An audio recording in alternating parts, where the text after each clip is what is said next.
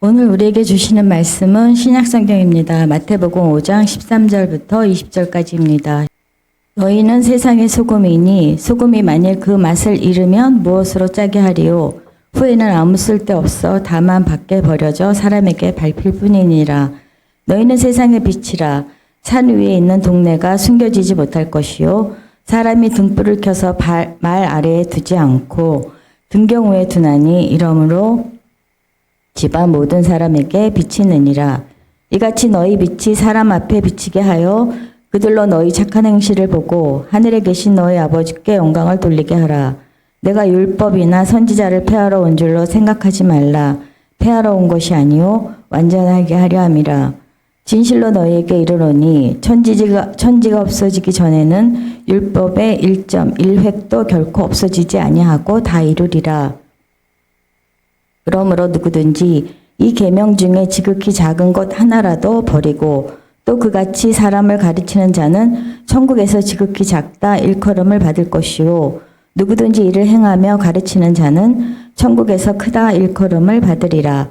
내가 너희에게 이르노니 너희 의가 서기관과 바리새인보다 더 낫지 못하면 결코 천국에 들어가지 못하리라. 이것은 하나님의 말씀입니다. 아멘.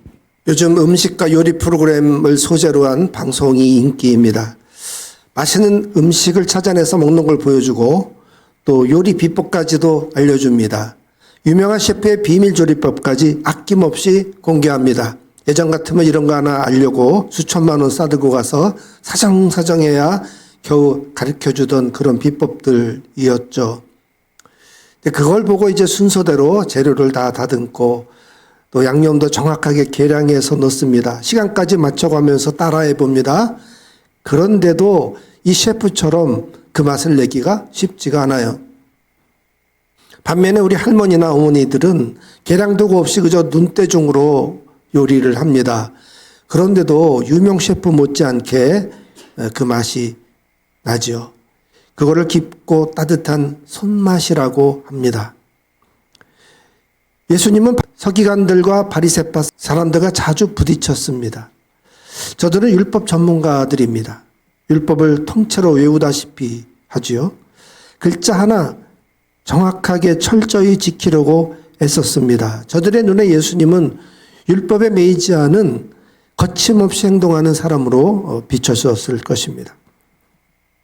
그렇다고 정말 예수님이 율법을 무시하셨을까요? 20절 말씀을 보면 전혀 그렇지 않습니다. 내가 너에게 이르노니 너희 의가 서기관과 바리새인보다 더 낫지 못하면 결단코 천국에 들어가지 못하리라. 예수님이 율법을 무시한 게 아닙니다.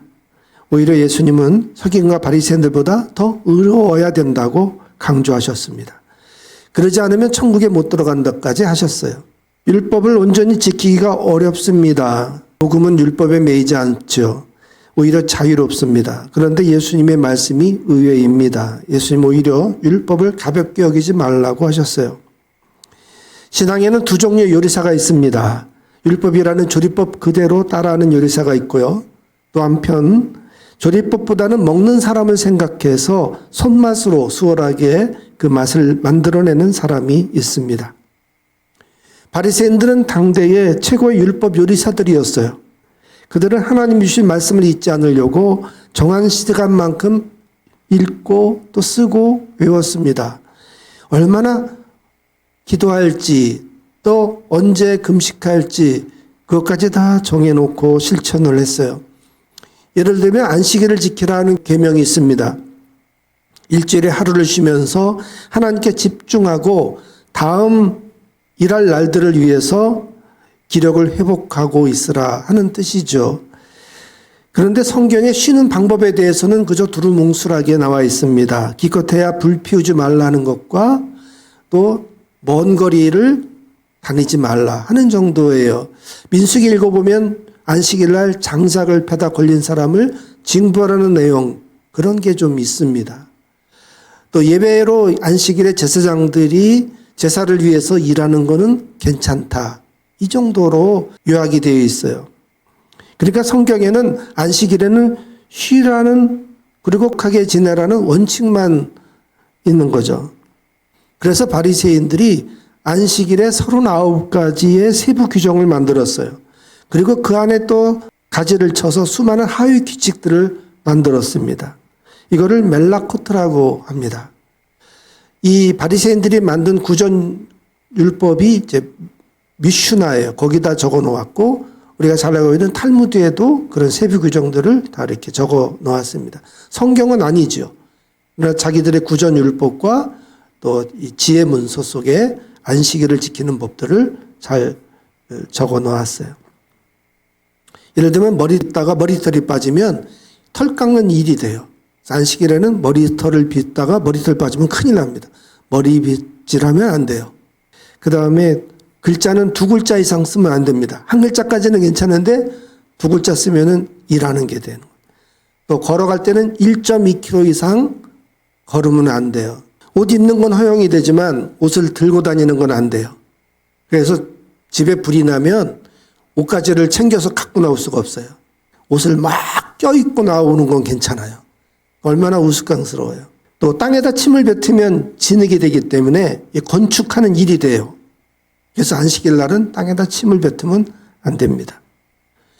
끈 매듭 묶는 것도 일이에요. 예외가 있는데 신발끈 묶는 거는 괜찮지만 다른 매듭은 안 됩니다. 이처럼 바리새인들은 안식일을 위해서 아주 복잡하고 지키기 어려운 규칙들을 만들어냈습니다. 그래서 예수님의 제자들이 안식일 날 밀밭 사이를 지나가다가 그 이삭을 훑어서 먹은 걸 가지고 시비를 걸었어요. 율법법은 길가에 있는 이삭이나 열매는 나그네를 위해서 다 허용이 되었습니다. 그러나 안식일 날 그렇게 하는 것은 훑은 것은 추수한 게 되고 손에 비빈 것은 타작한 게 되고 도정한 게 돼요. 일한 거라고 시비를 걸은 거죠. 심지어 예수님이 안식일 날 병자를 고친 것까지도 시비를 걸었습니다. 이들은 이렇게 안식일의 본래 목적인 안식과 쉼을 잃어버렸습니다. 오직 자기들이 만든 안식일의 규칙을 지켰나 어겼나 이거에만 관심을 가졌어요. 예수님이 이들의 형식주의를 꾸짖으셨습니다. 안식일이 사람을 위하여 있는 것이요 사람이 안식일을 위하여 있는 것이 아니라고 하셨어요. 그래도 바리새인들이 말귀를 알아듣지 못하니까 내가 안식일의 주인이다 라고까지 하신 거죠. 바리새인들은 조리법에 집착하다가 맛을 잃고 또 먹는 사람까지도 놓쳤습니다. 율법을 지키는지 감시하고 비평했습니다. 심지어 자기들도 그 율법 다 지키기가 버거웠어요. 그러니까 뒤에서 위선적으로 살 수밖에 없었던 거죠. 예수님은 맛을 잃은 그들의 주방을 보셨습니다. 예수님은 어질러진 주방을 다시 정돈하셨어요. 17절에 내가 율법이나 선지자들을 폐하려 온 줄로 생각하지 말라. 폐하려 온 것이 아니요 완전하게 하려 함이라. 예수님은 진짜 손맛이 뭔지를 보여주셨습니다. 예수님은 똑같은 재료를 가지고 율법에 전혀 다른 맛을 내셨어요. 하나님이 본래 주신 그 율법의 목적에 집중하셨던 거죠. 안식일에 굶주리고 아픈 사람들을 먹이고 고치는 게 훨씬 더 중요합니다. 율법이란 결국 사람을 살리고 사랑하기 위한 것이죠. 그게 바로 율법의 진짜 손맛이었습니다. 그래서 예수님은 바리새인들보다 더 나은 의를 요구하신 겁니다. 더 까다롭게 율법을 지키라 그런 뜻이 아니에요. 율법의 정신을 나타내라 하는 뜻입니다. 그것은 맛을 내는 능력입니다. 예수님은 14절에서 우리를 세상의 소금이라고 하셨습니다. 이 말씀은 소금이 되라고 권하는 게 아니에요. 이미 소금 자체라고 선언하신 겁니다. 내가 소금이라는 걸 알고 있어라 하신 거예요. 그런데 이 소금이 항아리 속에 보관되어 있는 소금이 아닙니다. 세상의 소금입니다. 즉 세상의 정체를 드러내놓고 있으라는 뜻이죠. 꺼내어진 소금이라는 거예요. 내가 소금이라고 만방에 알리고 살라는 것입니다. 소금이 짠맛을 갖고 있습니다. 그 짠맛으로 음식의 맛을 내고 또 부패한 것을 막을 수 있습니다. 어디서든지 우리는 이 소금의 역할을 해내야 됩니다. 그러니까 어디든 스며들어 있어야 돼요. 어디든지 영향을 끼치고 살아야 하는 것입니다. 하지만 본문을 보면 그 짠맛을 갖고 이런저런 일을 하라 하는 말씀은 없어요. 오히려 그 맛을 잃었을 때 문제를 다루고 계십니다. 소금이 그 맛을 잃으면 쓸데없어집니다. 그리고 밖에 버려집니다. 그러면 사람들에게 밟히게 됩니다. 쓸데없어진다. 버려진다, 밟힌다. 버려진다는 것은 심판을 의미하는 거죠. 또 밟힌다는 것은 가혹한 징벌을 뜻하는 것입니다. 그러나 그것보다 훨씬 더한 벌이 있는데 그것은 바로 이제 더는 소금이 아니게 된다는 거예요. 요즘 서희건설 이봉관 회장이 대통령 부인에게 다이아몬드 목걸이를 준 게 드러났습니다. 사이를 국무총리 비서실장으로 앉히려고 뇌물을 준 혐의를 받고 있습니다. 이봉관 회장은 작년 비상계엄 선포 12일 전에 신라호텔에서 국가 조찬 기도회를 했는데 거기에 윤석열을 초대해서 회장으로서 사회를 받습니다. 그리고 지난달 7월 달에 전국 장로회 연합회 경주 수련회에서 하나님이 원하시는 신앙생활이라는 제목으로 말씀을 전했다고 합니다. 장로님들이 은혜를 많이 받았다고 해요. 하나님이 원하시는 신앙생활 열심히 하자고 외쳤는데 한 달 만에 이런 일이 터진 것이죠. 겉보기에는 크리스찬 기업가로 신망을 얻었지만 그는 짠맛을 잃어버린 지 벌써 오래 전이었습니다. 저명한 기독교 인사들이 어두운 행각이 이렇게 드러날 때마다 선교에 커다란 장애가 되고 있습니다.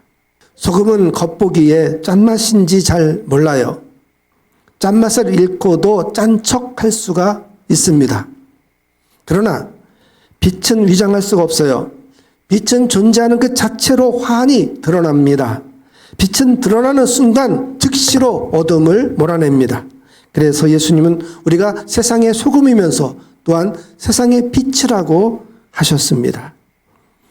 이 빛이 착각하는 게 있습니다. 이 빛은 나의 잘남을 비추는 게 아니에요. 내가 별이 되고 내가 스타가 되는 게 아닙니다. 이 빛은 그저 산 위에 있는 동네를 비출 뿐입니다. 그 다음에 등경 위에 얹어져서 집안의 모든 사람에게 비추입니다. 최근에 나는 반딧불이라는 노래가 유명합니다. 자기가 빛나는 별인 줄 알았는데 알고 보니까 개똥벌레였다는 거예요. 그래도 언젠가는 눈부시게 빛날 거니까 괜찮다고 자신을 위로하는 가사입니다. 사람들은 지금 빛을 못 보고 있어도 언젠가는 성공해서 빛날 거라는 희망에 이 노래를 좋아합니다. 그러나 우리가 세상의 빛이라는 이 메시지는 그런 메시지와는 다릅니다. 언젠가 빛이 되어 영광을 누리게 된다는 게 아니에요. 이미 우리는 세상의 빛입니다. 16절에서 너희 빛이 사람 앞에 비추게 하여 그들로 너희 착한 행실을 보고 하늘에 계신 너희 아버지께 영광을 돌리게 하라 하셨어요. 즉 빛을 비춘다는 건 착한 행실을 뜻합니다. 좋은 일을 많이 하면서 철저히 나보다는 하나님을 내세우고 살라 하신 말씀이죠. 이 빛으로 비춰야 될 곳이 두 군데가 있습니다. 산 위의 동네와 집안입니다. 산 위의 동네를 비출 정도면 적어도 보름달 정도는 돼야 돼요. 아무리 높은 가로등을 세우고 비춰도 동네를 다 비추기는 좀 어렵습니다. 그래서 이 산 위의 동네가 뭘까? 왜 산 위에서 비추라고 하셨을까? 생각해 봤더니 이 산 위의 동네가 당시에 로마로 봤을 때는 아크로폴리스입니다. 로마는 도시를 산 위에다가 건축하고 성벽으로 둘러쌌어요. 그리고 거기에 귀족들이 살고 하인들은 저녁에 퇴근하면 산 밑에 내려갑니다. 산 밑에 마을을 다운타운이라 그래요. 지금은 다운타운이 맨하탄 같이 우거진 빌딩 숲을 뜻하는 거지만 그 당시에는 하층민들이 아침에 산 위에 올라가서 귀족들을 섬기다가 저녁에 퇴근해서 자기네 사는 마을로 돌아오는 게 다운타운인 거예요.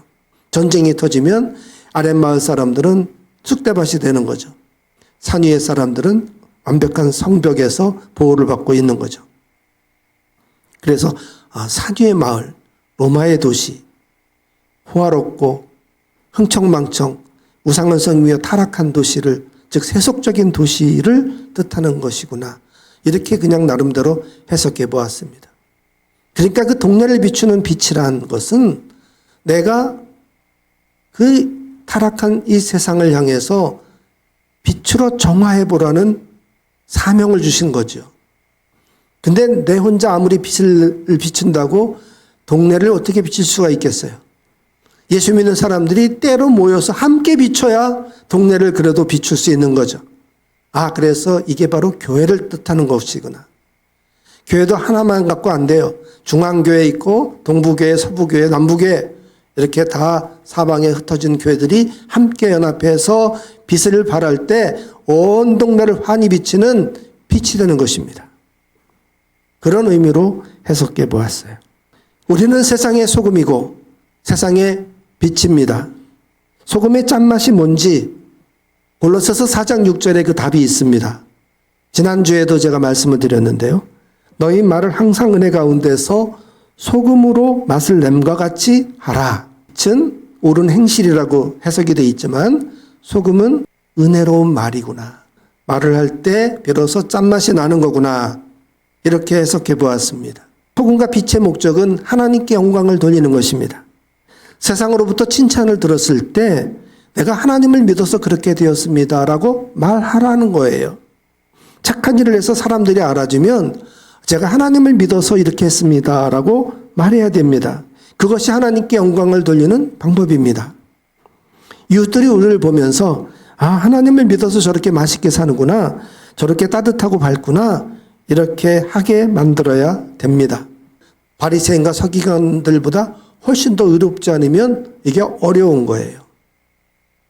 그런데 이 짠맛, 이 빛을 내기에는 우리의 힘으로는 역부족입니다. 성령님이 도와주시기를 간절히 구하며 실천합시다. 하나님이 도와주시면 우리가 능히 해낼 수 있습니다. 따뜻한 말과 착한 행동으로 하나님을 기쁘시게 하며 삽시다. 오늘 설교 제목을 동네 짠맛이라고 그랬어요. 동네는 빛에서 따온 거고 짠맛은 소금에서 따온 겁니다. 소금과 빛을 합친 설교 제목을 뭐 할까 고민하다가 동네 짠맛으로 정해봤습니다. 우리 별명이 장차 우리 약대동의 짠맛으로 소문날 수 있기를 원합니다. 여러분이 살고 있는 각동 각처에서 저 사람은 우리 동네 짠맛이라고 이렇게 소문날 수 있는 별명을 얻어냅시다. 가정에서도 짠맛을 내려고 하면 본이 돼야 되겠죠? 가족들에게도 좋은 본을 보이고 교회에서도 좋은 본을 보이고 또 회사에서도 직장에서도 또 동네에서도 또 가족들 친지들 모였을 때도 이웃 간에도 언제나 소금으로서 빛으로서 살아냅시다.